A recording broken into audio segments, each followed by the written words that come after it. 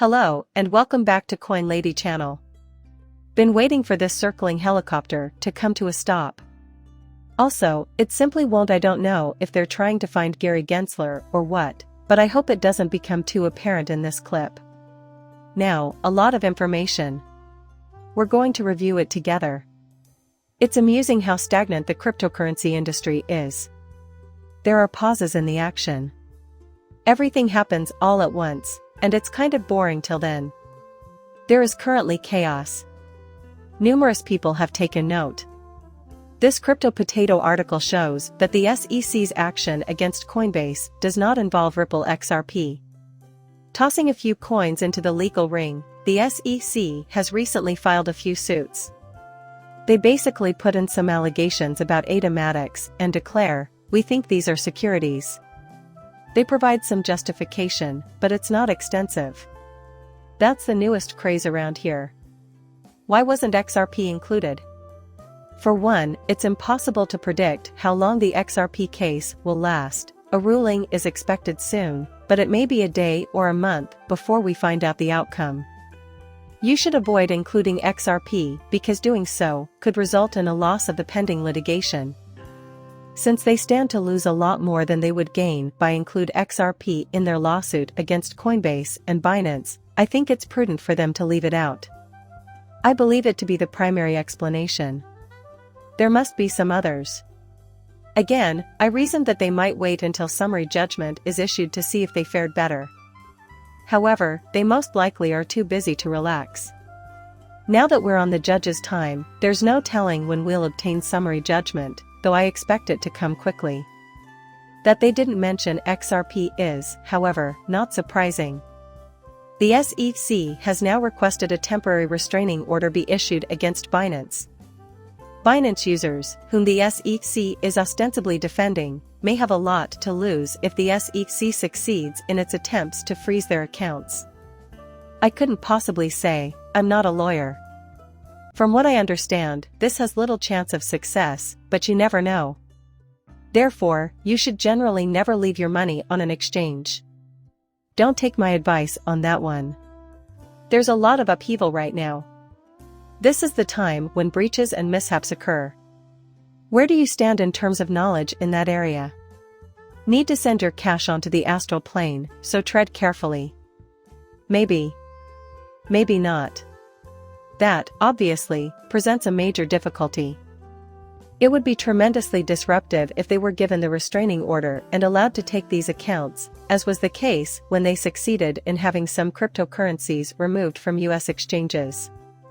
But now they've gone and frozen a major exchange, and if Binance were to do the same, the results would be disastrous. It's not likely, but it may happen. The outcome will be seen. Now, despite all the danger, excitement, and terror in the world, Bitcoin and the crypto market as a whole are doing rather well. The price of Bitcoin has just begun to rise again. The XRP price is higher than 50 cents. That's fantastic, but the market as a whole appears to be in terrific shape. Why? Okay, we saw this coming. We were aware that Coinbase had been attacked by hackers. Warning that a lawsuit was probably in the horizon. We anticipated that Binance would suffer a loss at some point. It surprises me that the SEC is taking the lead in this case instead of the Department of Justice and Binance. In any case, I suppose we should have seen this coming. So, I believe a good portion of this was predetermined. Whether or not these markets resume their practice of arbitrarily delisting coins remains to be seen. That has the potential to create a great deal of chaos, especially with regards to private property. I really hope they decide against that. I have no idea what they anticipate. Now, we must wait and see what happens. There were some cutting remarks made by Brad Garlinghouse today. And I did tell you to take it easy. It's possible that a resolution will be reached, as many people apparently believed it would. However, I instructed you to simply observe Brad and Stu. And if they really go after the SEC, there won't be any nice settlements or anything. If it wasn't obvious before, it certainly is now. Contrary to what Chair Gensler claims now, He is not at all an advocate of innovation. This seems that the SEC is trying to divert attention away from the FTX fiasco by filing numerous lawsuits. So, naturally, they did nothing about the world's biggest criminals. The very definition of a Ponzi scheme. Everything came crashing down. Now they want to take the initiative in the only manner they know how, which is to sue everyone rather than provide guidance or regulation. There are a few things we can deduce from this, I believe. The SEC's method in this case is not acceptable to Brad. And second, I seriously doubt he is criticizing the SEC since there is likely a settlement on the horizon. Very differently from what I had anticipated, I now believe that we will soon receive that decision. I figured things would calm down by now. They seem to desire the judge's ruling badly. Judge, please decide how crypto assets should be treated legally. Adam Kilpatrick's channel is one of the best out there. His YouTube channel and Twitter account are both worth subscribing to.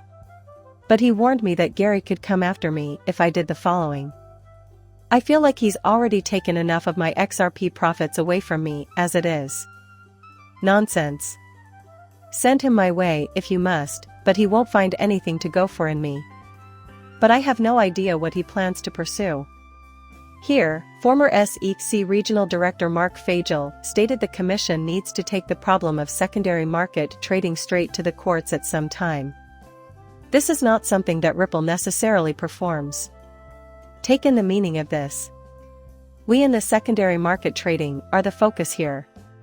Even if you didn't believe it before, the SEC has made it clear that trading cryptocurrency on exchanges constitutes a securities transaction in the eyes of the law. We are the ones exchanging property. And if it's not a deal involving securities, they shouldn't be involved at all.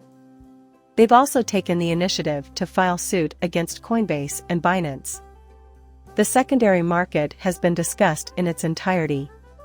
Tokens, issuers, promoters, and developers aren't the only things the SEC is looking into. The secondary market is our next target. The next in line is us. We'll have to wait and see how everything pans out. But it is the point. We in the secondary market are the focus of this latest wave of activity because we are aware that these instruments do not fit the traditional mold of equities or bonds.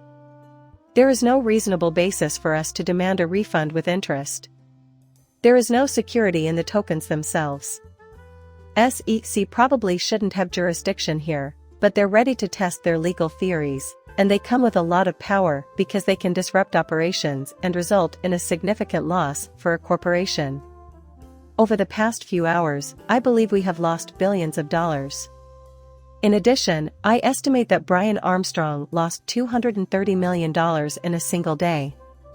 You don't want these folks involved because they can dish out a lot of damage, even if they have no business doing so. That's the problem, by the way. Finally, I'd like to address Gary Gensler's recent comment that additional digital currency is unnecessary. Our company has $1. Now. Perhaps he is correct, perhaps he is incorrect. That choice, though, is not his to make. He's not here to make investment or necessity decisions, he's here to enforce security law. The security guard's job is to uphold the law, not to make unilateral policy judgments. That has nothing to do with him. It's not his responsibility to decide whether or not the dollar is sufficient and whether or not cryptocurrencies like Bitcoin and XRP are necessary, yet that's exactly what he's doing.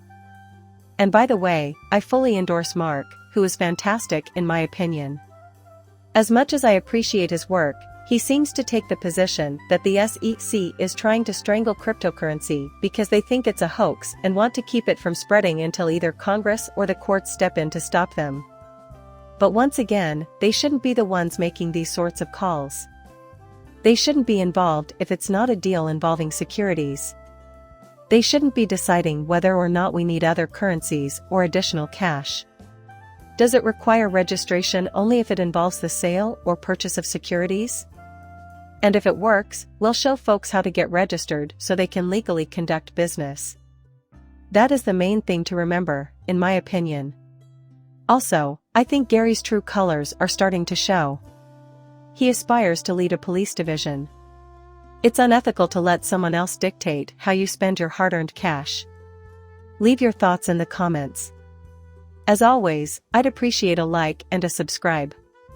See you later, bye.